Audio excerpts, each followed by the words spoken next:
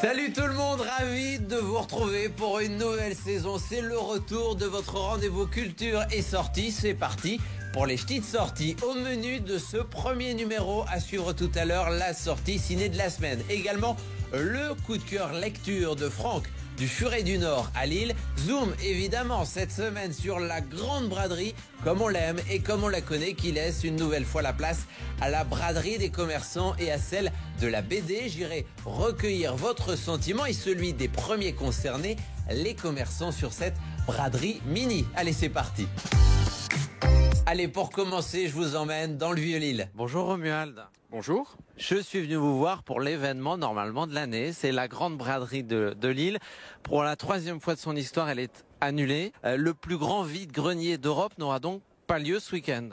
Pas lieu sous sa forme historique, mais sous sa forme destinée aux commerçants. Avec grande nouveauté, la possibilité de déballer sur les devantures des commerces. Et si on inclut les bars et les restaurants, effectivement, eux ne sont pas concernés, sauf s'ils sont détenteurs d'une terrasse. Moule frite ou pas? Oui, évidemment. Bon, vous me rassurez. Les secteurs concernés, on est là dans le Vieux-Lille, le centre-ville, la rue Gambetta? Oui. Normalement, la braderie de Lille, c'est 3 millions jusqu'à 3 millions de visiteurs, 10 000 exposants.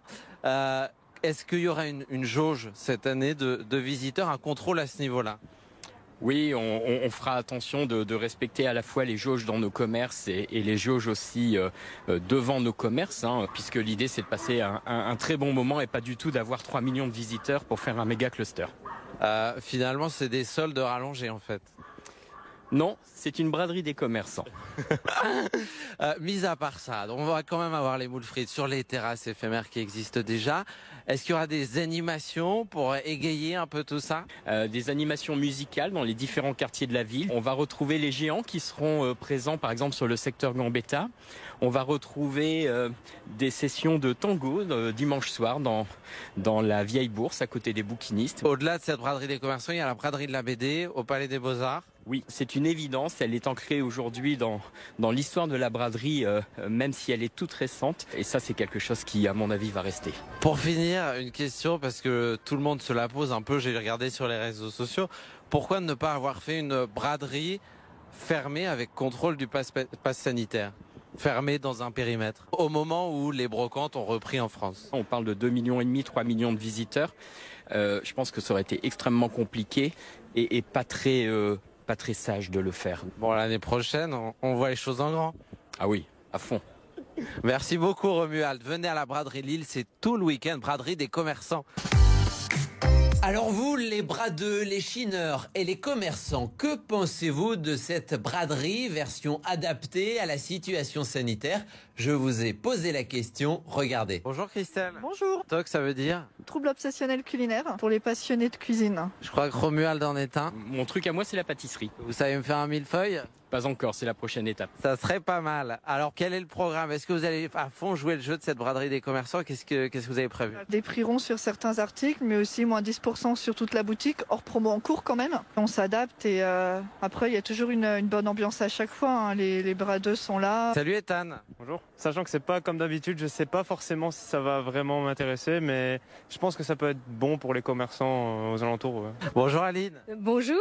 On est rue de la Monnaie, la chaise longue, au 48. Est-ce que vous avez prévu de jouer le jeu pour cette braderie des commerçants? Bien sûr, enfin, on va pouvoir déballer dehors, on est super contents. Vous vendez quoi ici? Des objets déco-cadeaux, des petits fauteuils à Acapulco, des petits fauteuils où monsieur est gentiment installé. Et il n'en rate pas une. Quand on peut faire une pause, Romuald, t'as fait la vraie braderie de Lille, la grande. Oui. Quand il pleuvait à verse, il me semble. Mais c'est ça la vraie braderie de Lille. Cette année, elle est annulée une nouvelle fois. Qu'est-ce que t'en penses? C'est triste parce que c'est là où plein de gens viennent et discutent ensemble. On peut croiser des personnes qu'on connaît pas et faire de nouvelles connaissances. Bonjour Dominique. Bonjour. On est au combien ici? Au 19 rue de la Monnaie. On espère que les clients seront au rendez-vous parce que beaucoup de gens ne sont pas au courant que la braderie est maintenue pour les commerçants. Si, on le dit, on le répète. Et puis il y aura des animations. Vous allez même pouvoir vous monter un petit podium et chanter. Mais c'est ce que je vais faire. J'ai prévu un striptease, mais bon, suivant le temps. Votre sentiment en tant que Lilloise suite à une nouvelle fois l'annulation de la braderie comme on la connaît, comme on l'aime? C'est une cata pour tout le monde. Pour tous les petits bradeux qui, eux, ont besoin d'un petit coup de trésorerie en entrée d'hiver, mais bon. Bonjour Caroline. Bonjour. La fée maraboutée, c'est vous? Non, c'est pas moi, je suis une petite fée de la fée maraboutée, oui, en effet. Vous êtes contente en tant que commerçante et lilloise? Contente, l'un comme l'autre, de pouvoir enfin faire la braderie, qui est quand même une institution depuis des années à Lille et qui nous manque beaucoup. L'année prochaine, ce sera encore plus grandiose. J'espère.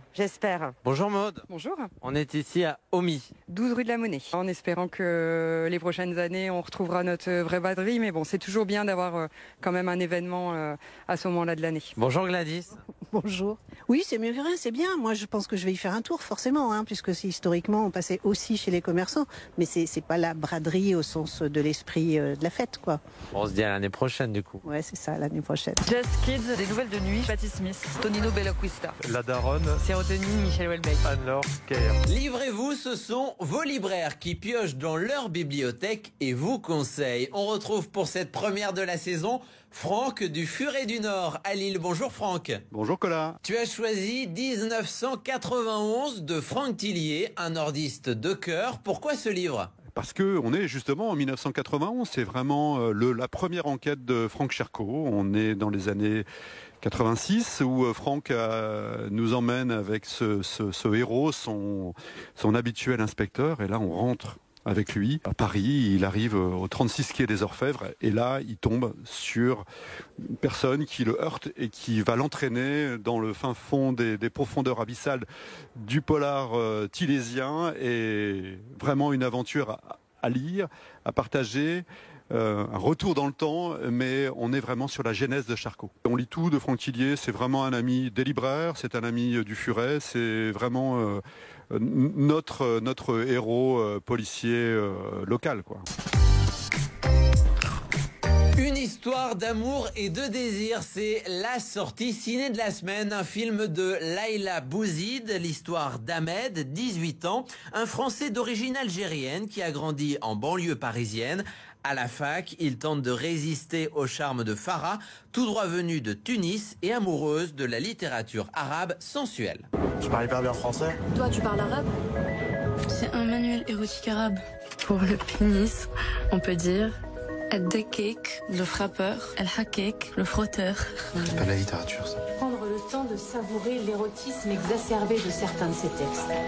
Ça ne vous convient plus, quand Madame Morel? Je vais réfléchir encore un peu. Allez, viens, je t'y emmène. Et voilà pour les petites sorties, votre rendez-vous culture et sortie qui est donc de retour sur BFM Grand Lille et BFM Grand Littoral chaque week-end. Je vous dis à la semaine prochaine. D'ici là, prenez soin de vous et puis on s'appelle évidemment et on se dit quoi ?